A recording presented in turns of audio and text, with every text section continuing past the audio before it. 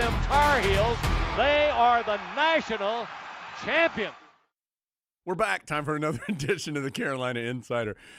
Jones and Adam here with you. It's a rapid reactions edition after the Tar Heels' really good win, 77-74 over Louisville in the Smith Center. Carolina gets a career-high 30 points from Seth Trimble and double figures as well from Vasar and Bogovac to eventually get this win. Adam will talk to Seth. I'll talk to Coach Davis coming up in just a little bit. Adam, nowhere to start but Seth Trimble. I mean, he controlled this game, I thought, on both sides. Very aggressive offensively, repeatedly getting to the rim and finishing at the rim, which sometimes it has been a challenge for him through his Carolina career, and did a good job defensively as well on this really talented Louisville backcourt. I know Seth's had bigger individual moments this year, which we all loved and enjoyed, but I think this might have been the best he's been. Like, I think this is the best version of Seth Trimble where he's attacking the basket, he's forcing the defense to guard him, he's making good decisions. When he gets close to the basket, you'll see him finish a lot of these, but there were also times where he found his teammates, he led the team in assists, he made a three-pointer. And that's the absolute best Seth Trimble can be, and you know he's dynamic going to the basket.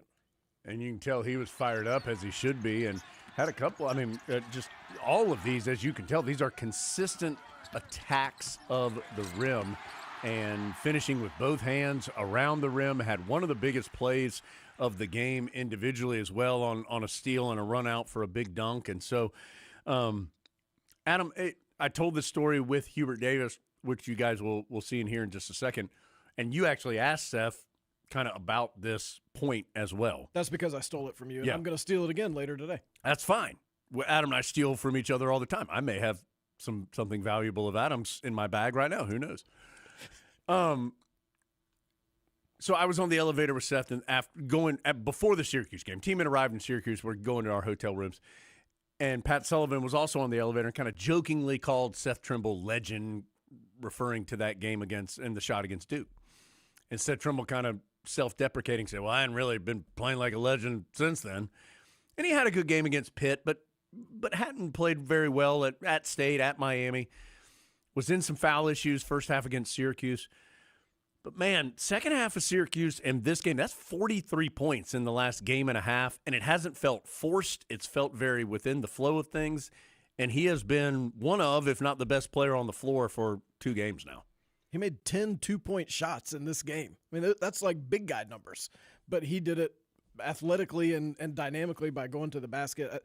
I just think this is the version of Seth Trimble that Carolina needs, and I do think it's tough once you have that moment that he had against Duke to remember that the season's still happening, and Tar Heels still really need him as they showed today. They needed every bit of those 30 points to subdue Louisville. Adam said big guy numbers. Speaking of the big guy, it was nice for the Tar Heels to have their big guy back for the second consecutive game. Adam, we know the production that Vasar has had, and he didn't even have necessarily huge numbers today. 12 points, 2 rebounds, had a steal. Carolina's just better when he's on the floor, and it was again tonight. I think it's all the things you'll see, like the shooting. For whatever reason, they did not credit him with a three-pointer, but he did make one, right? That was a 2 on that the highlight we just saw. I marked it down as a 3 in my books. It's not just the stuff that does show up in the stat sheet, but I think the energy he plays with. Now, Carolina's getting some of that now from another source, but his is important because he's out there more. And tough finish on that one. That play is so much harder. Caleb Wilson knows how hard that play was to make. It's hard to get your footwork right, making that play and have the touch to convert it. He's such a weapon inside. Adam, last thing before we get to our interviews, and again, I talked to Coach Davis, Adam talked to Seth Trimble. Carolina's had some nice wins this year. I mean, I think consistency has been a struggle for the Tar Heels, but they've had some good wins. They got the Kansas win at Kentucky, Ohio State, Duke, at Virginia. This felt like a really good win. The Tar Heels are without one of their best guys, as we know, their best guy in Caleb Wilson. Louisville is a talented and good team. Their backcourt is as good as any backcourt that Carolina has seen and will see. Just felt like a really good win tonight. And one that will enable some outside sources to differentiate Carolina from some of these other teams that they're on similar lines with, NCAA-wise, ACC-wise. Louisville's a team Carolina's fighting with. So this is a time when you don't mind only playing them once because it was at the Smith Center. and great crowd on a Monday night.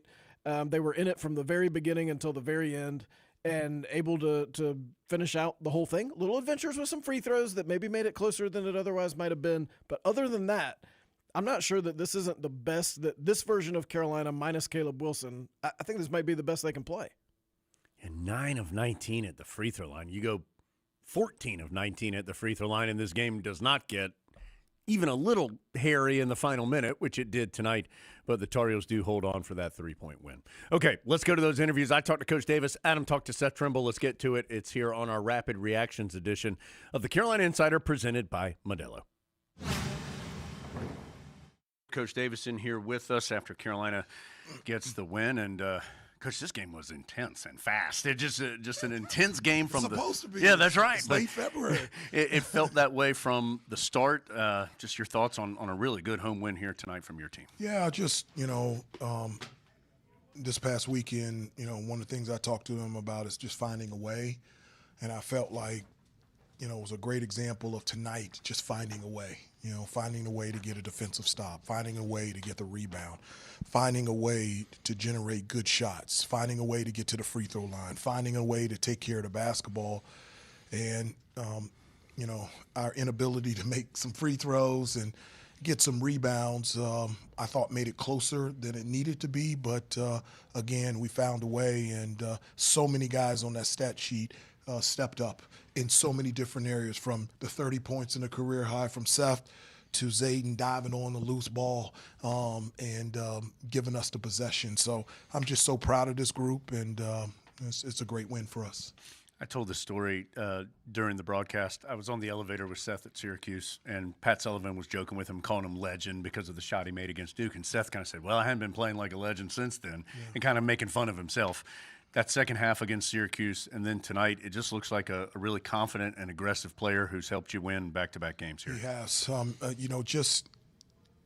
His just natural giftedness to be able to attack the basket is real.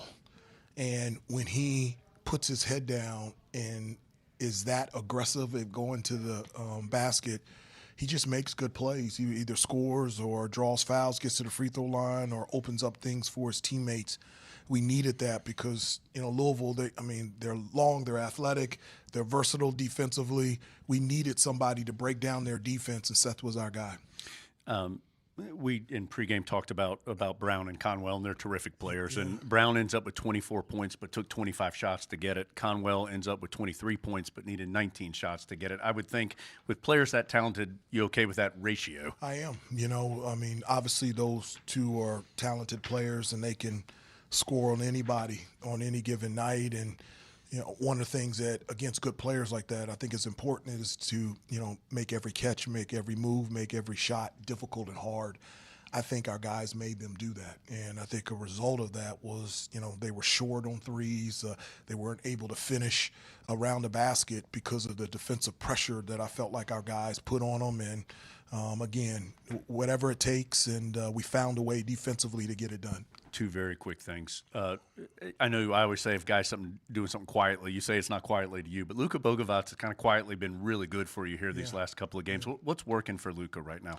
Yeah, he does a number of things for us. From an offensive standpoint, he can pass, he can drive, he can finish, and he can really shoot the three. I do want to mention this. In the second half, what got us that 16-point lead was his ability to go to the offensive glass. I've been trying to get him, just go.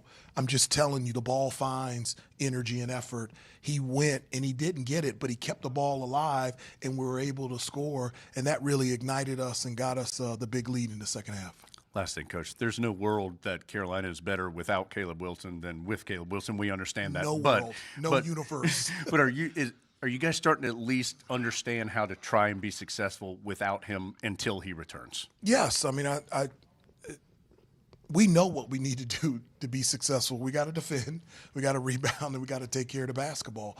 It doesn't matter who plays and whoever we play.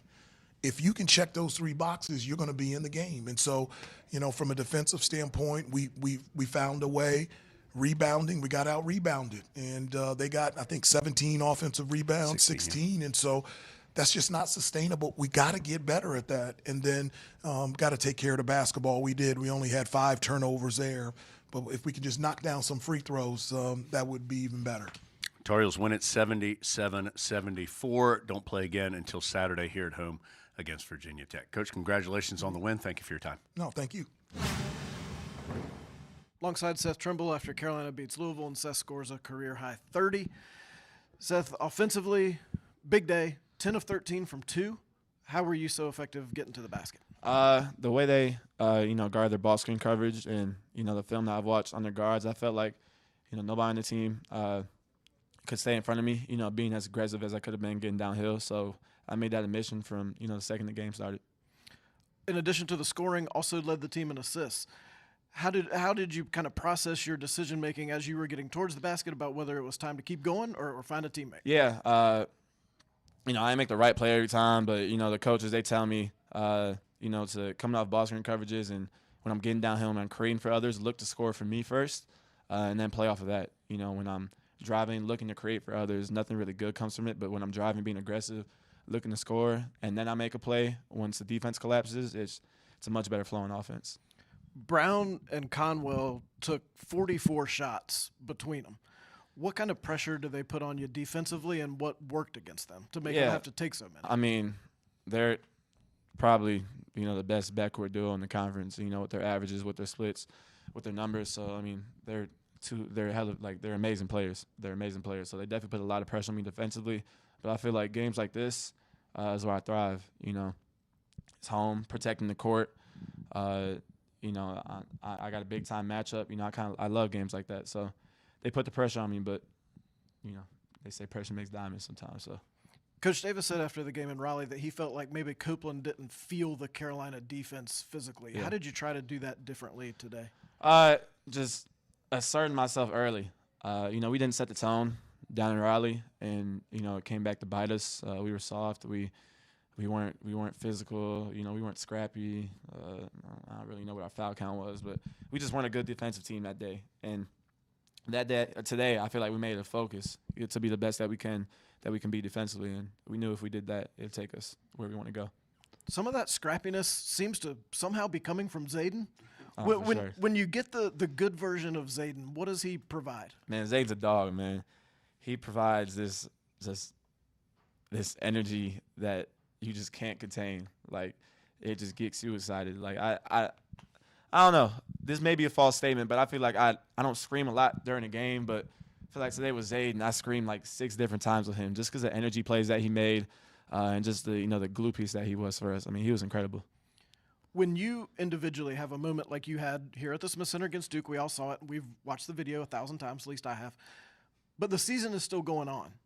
How do you come back and say, okay, that's over, and now it's time to do something else? Yeah, you really got to brush it aside because if you don't, if you keep that the main thing, you're not going to play your best ball for the rest of the year. And I feel like I kind of went through that a little bit. It was such a huge play, and I love that play, but I don't care at all about that play right now. And other people do, and other people bring it up to me every time I see him, and I've been dealing with that.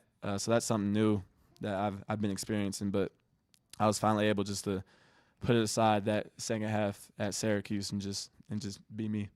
And now they can bring up a career-high 30 points for Seth Trimble as Carolina beats Louisville. Seth, thank you. Appreciate you. So the Tar Heels get the victory now 10-5 in ACC play. Adam kind of alluded to this before you saw the interviews, but right now Duke and Virginia are a little bit ahead of everybody. But then after that in the league, Miami, NC State, Clemson, Carolina, Louisville, these are a lot of teams that are right there next to each other in the conference that are fighting for some double byes in the tournament. We know the Heels have not had success against Miami and NC State, both those games on the road. They do still play Clemson coming up. They've beaten Duke and Virginia, by the way, also. So Tar Heels, as we know, a little bit of an up-and-down year.